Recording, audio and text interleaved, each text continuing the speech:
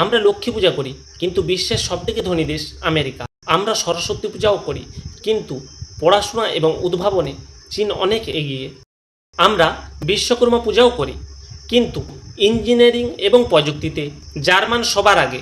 আমরা নদীকে মা বলি, কিন্তু পরিষ্কার নদীগুলি ভারতে নয় অন্য দেশগুলিতে দেখা যায়। পূজা পাঠে আমরা এক নম্বরে, কিন্তু ফলাফলের দিক গেলেই আমরা পিছিয়ে যাই। পূজা করলেই সব কিছু হতো, তাহলে সবচেয়ে ধনী, উন্নত, সবচেয়ে শক্তিশালী দেশ ভারতই হতো। আসল কথা হলো আমরা কর্ম কম করি, আমরা কর্মকাণ্ড বেশি করি।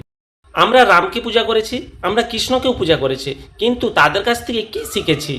রাম এসেছিলেন মর্যাদা এবং নেতৃত্ব শেখাতে, কৃষ্ণ এসেছিলেন কর্ম, বুদ্ধি এবং কৌশল শেখাতে।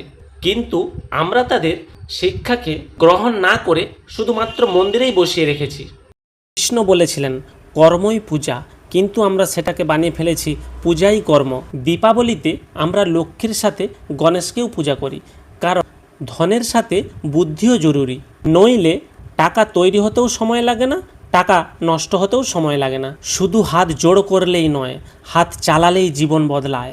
যদি আপনি জীবনে এই কথাটা মেনে নিতে পারেন, তাহলে আপনার জীবন বদলে যাবে। তাই এই ভিডিওটি যতটা পারেন শেয়ার করুন, যাতে আরও মানুষ বুঝতে পারে।